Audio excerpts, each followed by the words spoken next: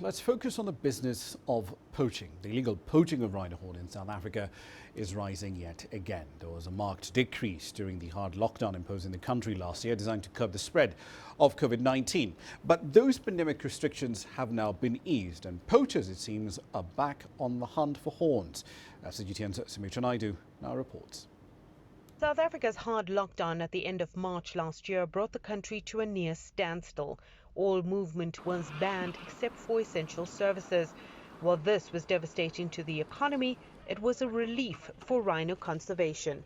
During the first hard lockdown that we had as a country, we didn't experience any poaching incidents for close to about 3 months. And that was due to the fact that there was no movement of goods out of South Africa. There was no movement of people as well. It was very restricted. And in the park, we only had essential workers. It was easier to spot anybody in the bush if they didn't belong there. Despite the reduction, there were still a few casualties, and with international travel slowly opening up, authorities are noticing a lot more activity on the ground. In the first 6 months of 2021, there has been an increase in rhino poaching compared to the first 6 months of last year, where only 166 rhino were poached.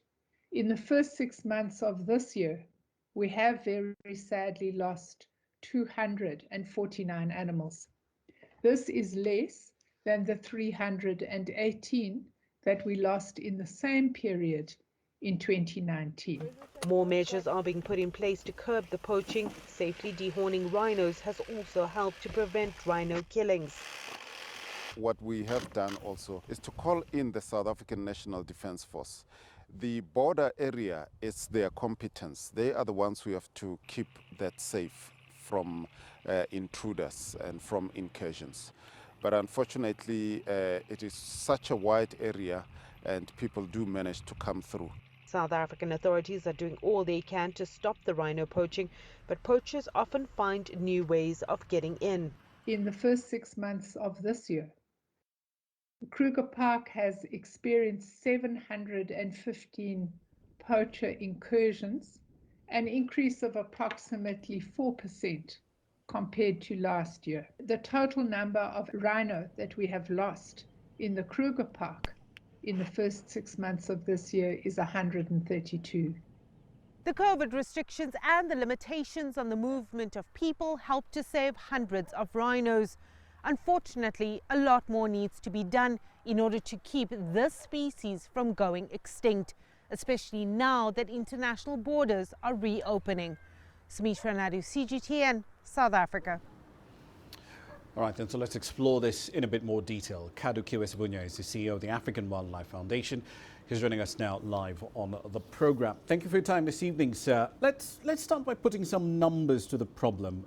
Last year, 394 rhinos were slaughtered by poachers, but do we have an idea of how many have been killed so far this year? Yes, recent reports from South African government indicate that from January to the end of June this year, about 249 rhinos have been poached for their horns, higher than the number of rhinos killed in the same period last year. But at least this year is much less than the number of rhinos killed pre-COVID, which was 318. The trend is indeed concerning, and the illegal offtake of this is unsustainable. So what this simply means is that we need to stop the demand. So rhino horn, of course, is one of those commodities that tend to be consumed far, far away from where they're actually sourced. A lot of these consumers, of course, are across Asia. But given pandemic restrictions around the world, what are we seeing on that side of the market? Did that scarcity force prices up? Yes, always that's what happens with the markets, but we don't know exactly what the price is today.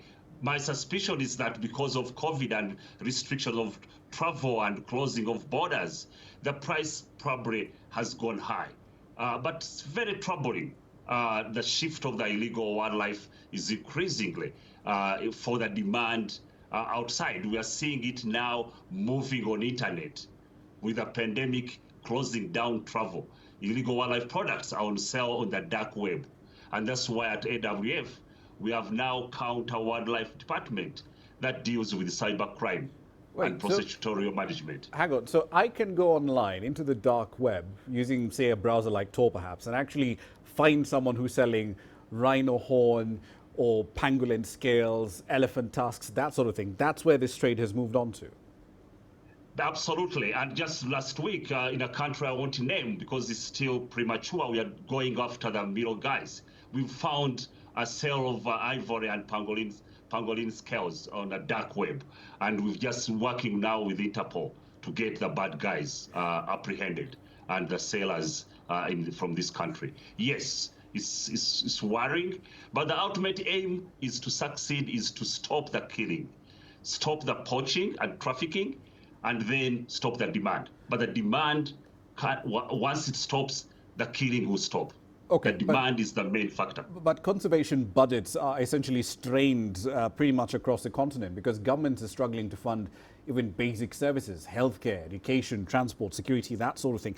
So in that sort of environment, what can parks and conservancies do to limit the damage poachers are inflicting on herds?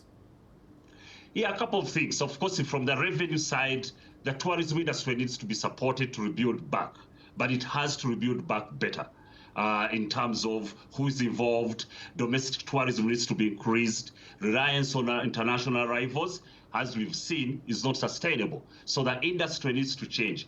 Tourism has been funding almost 70% of conservation across the continent. But also the conversation needs to change. The way conservation has been discussed with governments and others. Because conservation is not only about protecting wildlife.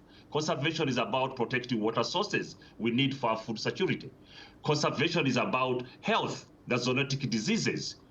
We are spending a lot of money on vaccines, but we can spend less on conservation to keep the viruses in the wild lands and on wildlife. So we need to start a different conversation to have different sources of funding for biodiversity and conservation, because it's a source of water.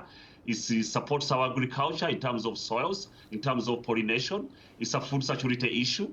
It's a cross-boundary issue, so it increases transboundary relationship and diplomacy.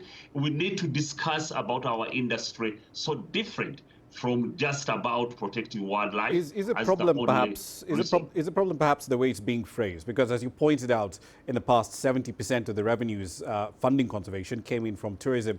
International markets essentially cut off. The Kenyan tourism CS was talking about a recovery in 2024. That's a fairly long time out.